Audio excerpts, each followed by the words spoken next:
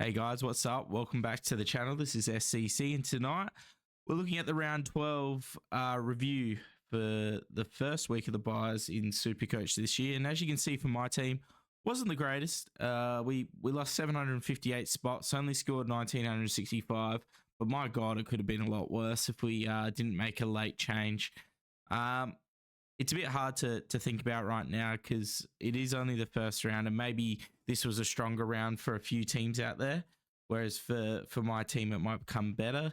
But I'm feeling that it's not necessarily the case. I just don't know what to do this round. I've been trying to think about it today, and really have been unable to kind of figure it out. So yeah, 1965, 33,000 round rank, and out to 6,477. But there's still time, and there's been a few things going on with injuries and stuff, and we might be able to get something good going on here. But we'll see how it goes. So let's get into the team, and it looks like I've made a few changes. What I'm going to do is I'm going to quickly refresh that, so we've got the team back. So this is what we look like, and as you can see. Yeah, a little bit different to what we were running with in the last video. And I do feel a little bit bad because I kind of hate putting out videos and then making changes afterwards. But, at the time I was talking about it. I was trying to figure out whether going with Moyle and getting that instant cash was going to be the right idea or sticking with what I'd had planned. And it turned out that it was really good that I ended up going the way I did. So the only real difference was Myers out, Moyle in. So I was going to bring in Myers. I was thinking the Richmond game, surely he can get a good game, and he did not. He had like a 40. So we gained 30 points there with Moyle. What did he have? And he's got 162 break even now. He had a 37, so that would have been absolutely horrific. And yeah, this could have gone either way. It could have been a big 100, which is what I thought he might go against Richmond, but he didn't end up doing that. Instead, Dempsey was the one who took advantage of the matchup and got a big 120. So, outside of that, he's still averaging 87, even with that 30 in the score, which I feel like is not bad for forwards this year. And we have to try and do something different. But obviously, that one wasn't the best, but we could see him this week bounce back, and then it's like, well, you could have gone him this week. But yeah, I kind of do feel bad because, you push a player a week. I was really big on Myers, just thinking that he'd been playing, a forward flank role, which isn't great, but had been able to score off it. And not only I really had two, low 70 scores, which considering the forward line isn't that bad, and was averaging 90 outside of that. But I guess he is probably the wish version of what Rankin is, to be honest. So, yeah, kind of lucky we didn't go him. And now we got to try and figure out what we're going to do from here. I also thought about it and went like, look, I'm training out Green to do this. And realistically, like, am I just trading a premium for a worse premium? And that's probably what I was doing to try and force that in. I was really happy I kept with Clark, and I decided to keep with Clark just on the basis his break even was really low, so the risk factor was a bit lower, whereas I think Myers' break even at the time was still 105, something like that. So, and we were rewarded going Clark because he had a big game, bigger than even Ryan had, which was great. And, considered the teams he was playing against and who he's coming up against, and he'll be pretty good cover for the rest of the buys from here. And he's a little bit of a pod, which I like. I like to go on pods. So yeah, we went with Clark. And regarding the players we traded out, yeah, it probably wasn't. It felt like the best at the time, but yeah, wasn't really. If we kept Darcy and gone Wilson, we'd have more money. Been forced to trade out Darcy anyway. Sorry, just got something in my throat. We would have been forced to trade out Darcy anyway this week because he's out for 2. But we would have saved a bit more money and we would have got an extra 30 points. But, that's sometimes the way it goes. Probably what I get for opening the mouth the next quickly when he was on -21 in the first quarter. I feel like everything that was going on kind of put a bit of a fire in Darcy's belly, and he really could have scored more. He had a lot of shots at goal, so yeah, a real big comeback from him. But, outside of that, Wayne Malera and McGovern had big recoveries to get to the scores they did, which is great. We had Dacos, obviously, who we thought was going to be the bad VC, but the good VC to start with, but then Bond had the massive loss, and we got that, which was great. Really helped us to keep in touch with the sides with a bit of a 30-point bonus there. Sarong, bit of an average game, but it's kind of hard for him to get points when it's not really close because those clearances and stuff come a bit easier and they get spread around a bit with the points with everyone playing well. Dawson, and he had to kick goal, actually kicked his first goal of the season, which was a really good banana to get it there. Dawson had an absolute shocker. Crows looked a shell of the team that absolutely belted West Coast the week before, which is annoying. And now there's news that he has a foot injury that potentially could see him miss this week against probably one of the better matchups. So that is great as well. So we're going to have to look at what our numbers look like. But I think we should be all right this week, and hopefully he can get back to the Sydney game. If not, then the bye will be after that. Took got saved by a goal in the dying seconds to win the game. It's probably regarding even the tackle that got him the free kick and then the 50 that was awarded, probably one of the luckiest scoring things I've been a part of, but I'll take it. Push him up to 108. Nick Martin had 11 disposals in the first quarter for 30, which is just classic because for some reason the guy can't just do what every other booming defender does and just boot it out of there. And yeah, had one disposal in the second and really struggled to get to 80. I think he had 3 shots a goal, which went for all points. So could have been a lot better, but still not the worst. We got the 47 from Closey, which is great. I thought actually it might not have been the worst against the Bombers with a bit more ball back there, but he must be playing on a wing or something and struggling. McCullough played really well. He was on 60 at the half and then just stopped, which is annoying, but he should keep playing. Tigers have got woeful amount of injuries. Lafau's now out with an ACL, done an ACL, so they're really on tender hooks with their team at the moment. Not much left on the list, so they're just going to keep playing McCullough, which is good because it's good to have a safe rookie, and we might get a couple more out of their mid-season draft picks. Gorn, he struggled. Really got the double team of Jackson and Darcy worked well. Probably a bit unlucky for Gorn. I think he played actually not too bad. It was just really hard when you're getting absolutely belted. Ned Moyle, sorry. He looks good. Kind of got dominated a little bit by Bryant. But we take the money. 77's fine. And was it better than the other option, which was Myers. So that's good. Flanders came back. He did it. He hurt his ankle as well on 15, and I thought he was going to be done, but he pushed through to get a 120, which is great. Continues to be a great scorer. Rankin didn't play. Zorko Heaney didn't play. Wilson put in a stinker, which is just a bit of the story this week. We had to take a risk on a few rookies, and that's what happens. A bit of punishment, really, for maybe not moving on Rankin, but I'm hoping that keeping the trades is going to help him. We got a lot of money here, so Frazier 66, that's great.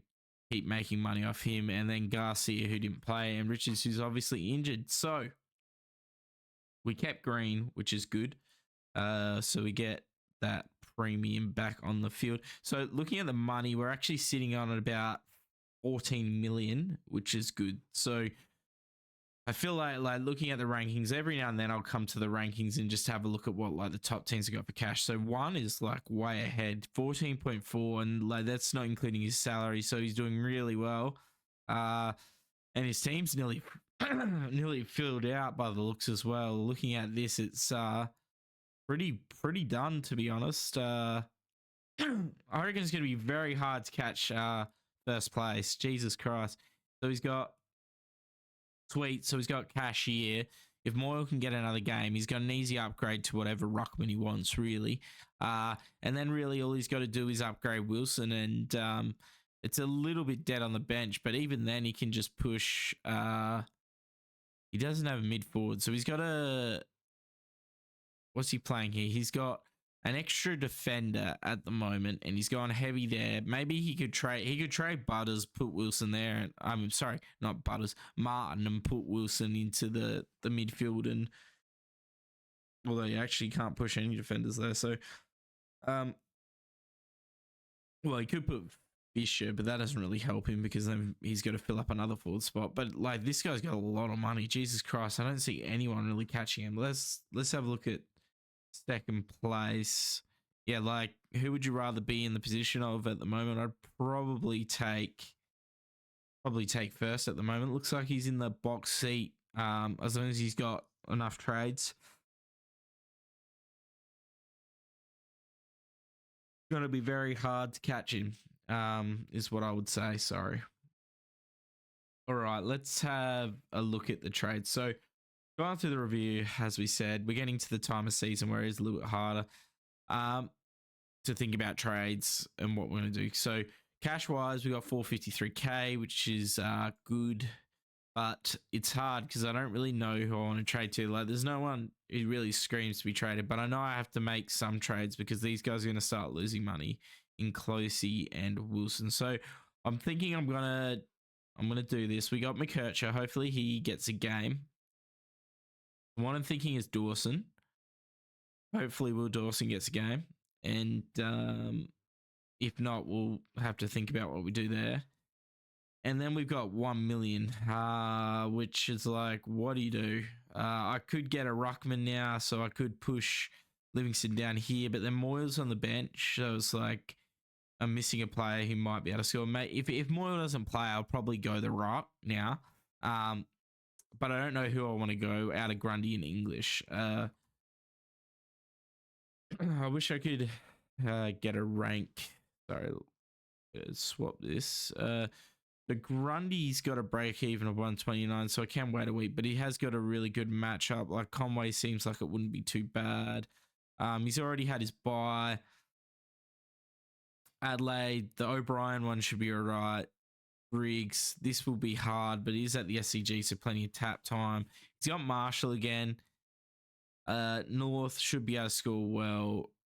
Then he's got English, who he should score well again. I'm not sure about Omac. I think he does all right, but he did let Gawn have 200 one year. So Port Adelaide Soldo, so that should be easy enough. Then we go to Collingwood, which is also an easy ruck. Goldstein is the worst ruck to score on. Essendon were ranked number 1.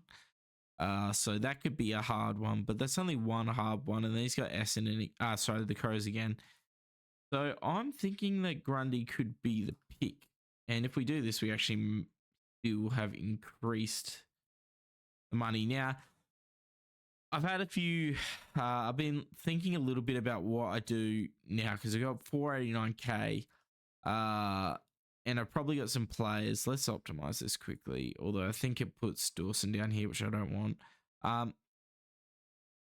So this will probably, looking at projection, be not the best week for us. So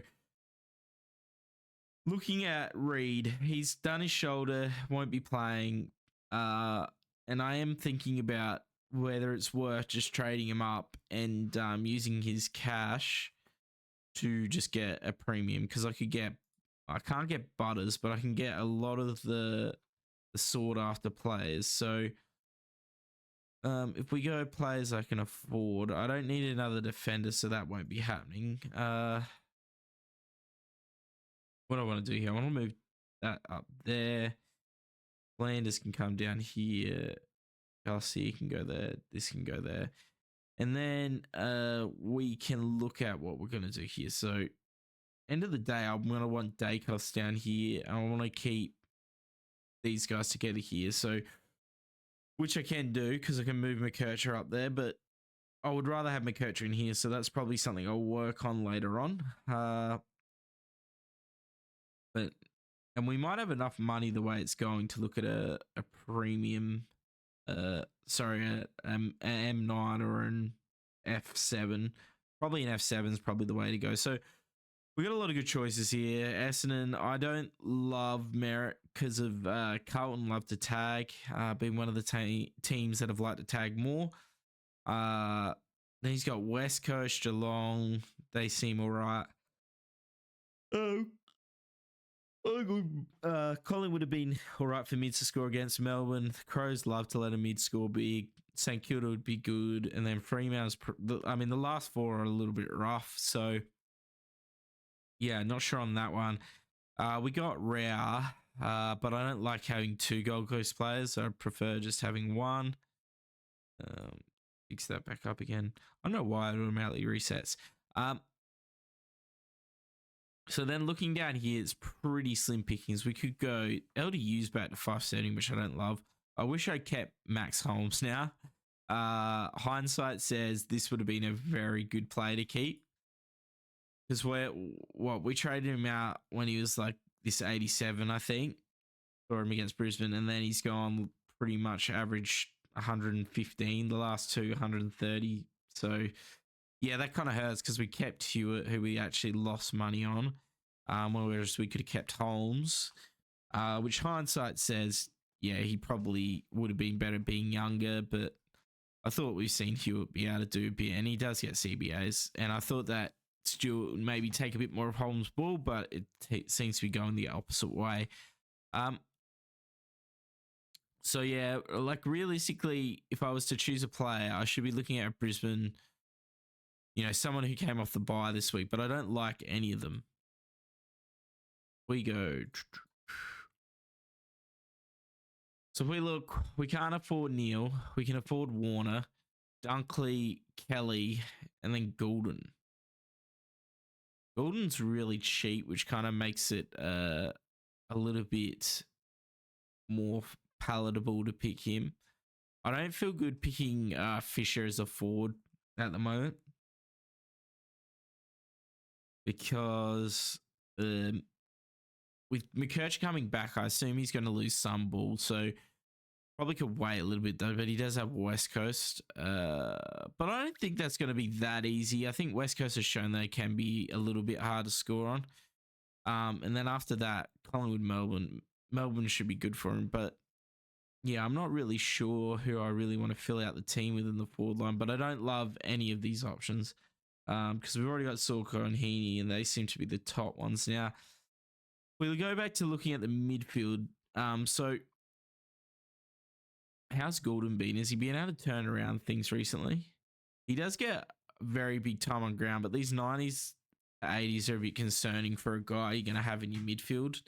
What's he averaging for the full year? 104. And I guess the question you have to ask yourself is, would you pay 530 for Goulden at that price? And at this point, I don't know. So in saying all this, I don't love any of these players,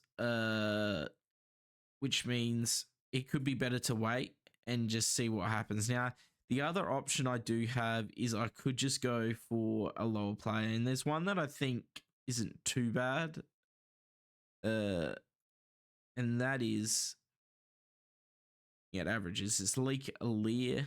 I don't mind that. Although Harry Edwards has been playing well as well. And he's got North, Essendon, and Hawthorn. Hawthorn not the greatest matchup, but he's had two good games. I feel like this could be a bit of a sleeper pick, couldn't it? Let's do a little bit of research into this. So let's look at their injury list and see if there's anyone really who's going to come back and take that. The only one I can think of, I don't know if I was with it and playing. I assume he was. They updated this year. I doubt it. But let's have a look. So is there anyone really here who's taking his spot? No. Petrocelli played. And Withen and had calf tightness against Adelaide will be tested this week, but I assume he played. So that feels like he's in. Harry Edwards, yeah, I don't mind that as a pick. But then we got Leak. So I really liked Leak, negative 55 break even. But he's already made, he's already made 66K, but he's got this 100 in there. But he is a key defender. And this score peaked off the back of him taking some really big marks in the dire stages of this game. So maybe Leak isn't the one we go, and we just go Edwards. We lose 6K, but Edwards is looking like he's been quite good. Chincotta's down to 240. He was a player we had last year. Not much else in the defense, to be honest. We got a few players we might be able to look at next week, but otherwise. Now, the thing is, if Dawson doesn't get picked, I could go Leak and him, but I like Dawson for the fact he's got like the defender forward swing. I think that's really helpful for when we come closer to the end of the season. Giant Miss had a big game.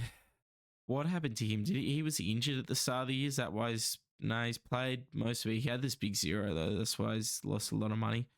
But still kind of struggled to score anything well other than this 93. Michael Walter 77. So he was sub on the weekend, I'm pretty sure. But this is a nice score. Has had previous history of going well, but it hasn't. He's getting older now and he's pretty injury prone. Guy Menzies. Yeah, 66 for Menzie. What else has he done this year? Yeah, not great. I assume these must be sub games. We'll have a look at that as well. So really what you want to do, the way my team's been set out, I have picked up quite a few of these round 13 bye players. So got Clark, Sarong, Ryan Houston, and I probably could have Butters next week or Jackson. So yeah, I'm not too stressed about looking at really any players that fill out the buys. Even if you go a later one, like if I go one of these round 15 or round 14, no, it's round 15 buy players, it'd probably be better because I can flip into them. But yeah, it's a bit of a hard decision. So Gallagher had a 71 forward mid, which I like as well. Like the DPP. The DPP is pretty helpful, but he is an extra 30K. He is pretty entrenched, but I think news was coming out today that Libber and Richards should be back. Hopefully that doesn't affect Frazier, but it could affect some of these guys up forward who might get moved and pushed around. Let's have a look at the midfield. Is there anyone here? Not really. Sullivan's already 250, should keep his role. I guess Bytel's an interesting one. He had a bit of a pretty average game, to be honest. From what I saw, a few mistakes, but Collingwood's injury list is pretty long as well, so he should continue to get a little bit of a run.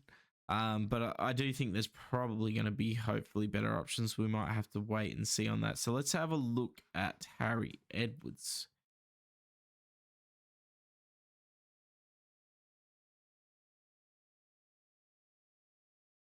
Here he is here.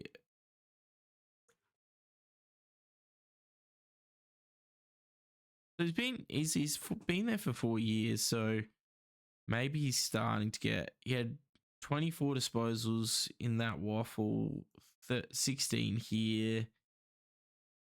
But then the first 2 games are pretty average, so. But he has shown that he can get 30s prior as well. When he has played, he has got a little bit of the ball, 14, 10. What do you have in the weekend? How does a 6 go for 71? 6 disposals for 71. Is that real? He must have taken some late marks or something. Let's have a look at this. I know that McGovern got a huge spike at the end. Maybe there's a lot of bomb kicks or something. I'm not sure.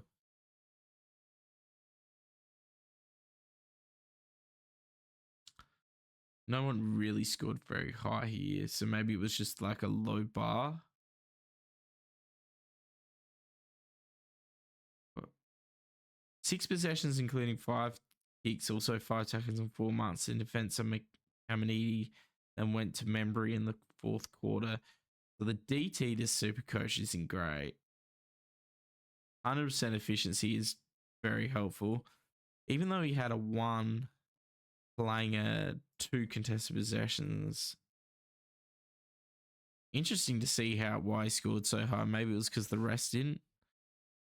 Oh, Mason Wood, what's he worth these days? Not that I'm going to pick him, but it is something a little bit interesting.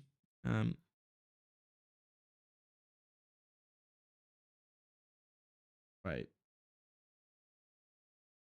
Who do I need to move? That guy. So if we look at Edwards,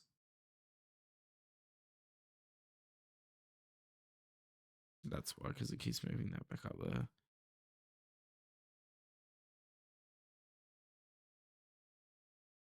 Yeah, that's a bit interesting. 5 disposals for 70. That seems crazy. What did he have in the other game? He had 9 disposals. So is he just like a really and he had 8. His tog isn't bad. He just doesn't get near the ball playing as a back pocket. What was his DT on that game? I'm not good at fan footy, so let's see how this goes.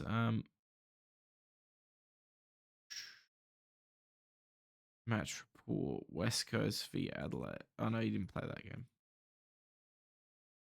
That looked like it was wrong anyway. He played against Gold Coast in round 7. Round 7, Gold Coast. There's a score table we need to go by. Yeah, that's what we need. All right. So what did he do here, Harry Edwards? 5 kicks, 4 handballs, 5 marks, 2 tackles, only 106 meters gained, 8 contested. How was this an 83? Harry Edwards, the man they love. Is it because he gets like the big guy? Like 9 disposals at 66% efficiency, 8 contested, I guess, but geez, it just seems like a huge overscore. Like an 83 with that, like Tuke had 25 or whatever on the weekend and didn't get close to that. I guess like there's some big scoring here, and like 27 got him 149, but still, and that's a flow efficiency. Maybe it's based on everyone else's. Yeah, that doesn't fill me with confidence on him, to be honest. But he has a quite a bit of ball, 24 there, 17, 30 there. Maybe we have to look at Leak to get a comparison.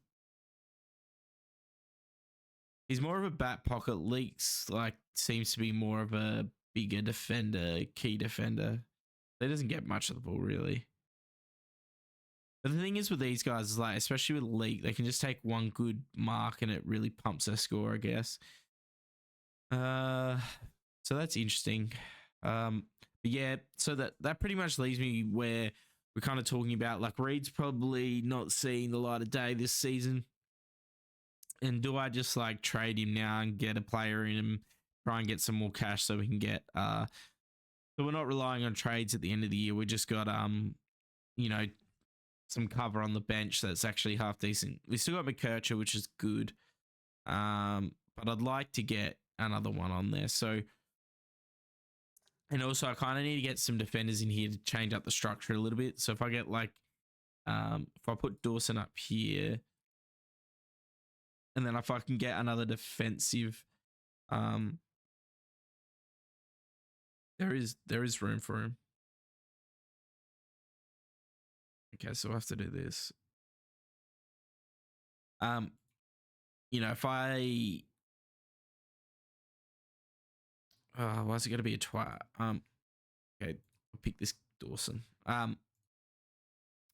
Because because if I can get, I've already got 6 defenders, I've got a lot of defenders, so I'm going to have to push quite a few into here to make it work, which I'm fine with. But if I can get a defender forward swing and have a decent bench cover that I can then upgrade later on if need be, and then start to loot with, it should be all right. So let's go Dawson. And I think, like, even if Dawson only plays over the buys and then gets dropped, at least we've got him as a loot, because he can loot for both defense and forward and be used that way. So we optimize the team. As you can see, the projected score isn't great. What have we really done here? The problem with having Grundy is I'm trading out 2 players who were going to play for 2 players who are going to play. So it's not really improving the team, which is hard to do this week. Like, it's not going to happen. And Closey's going out next week anyway, and I'd rather just get the cash. But yeah, this is kind of where we're going to sit for now. We just got to hope that some players score well, because, like, looking at this, it's a bit of a struggle. But McKercher will come back in, hopefully, so that should be a little bit better. Maybe if Garcia can get a game, that would be good. But we're gonna get free cash from Moyle, I guess. That could be helping us to upgrade. We just need, like, McAuliffe and that to get to 300k quicker, because at the moment the cadence is a little bit stuffed up. The 489k is going to help, but I don't know who I do. Maybe I could, like, go Garcia or Rogers, depending. Probably Rogers, because he just has less maneuverability on the field. Because let's go back to looking at what we have to fill out after this. So if we do this, say I put McKercher here. Oh, did I optimize it again? So dumb.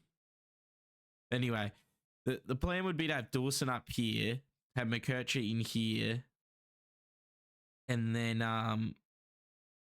it would be ranking back on here. Where's Zorko? Zorko would come down here as well. So then Zorko would be in here. We'd have McKercher in here as well, and then it's like looping McAuliffe and Revel or whoever we want to get good scores. Dacos should be on. Actually, so we only have one spot here, which would be McKercher, because McKercher would come down here, fill in here, and then it's only with the forward line we have to worry about, which we have 2 spots left to fill. So 3 spots, 10 trades, 489k in the bank, so plenty of money. Like, we can 1 trade to get 1 done. So there'll be 9 trades, 2 spots left, which is plenty.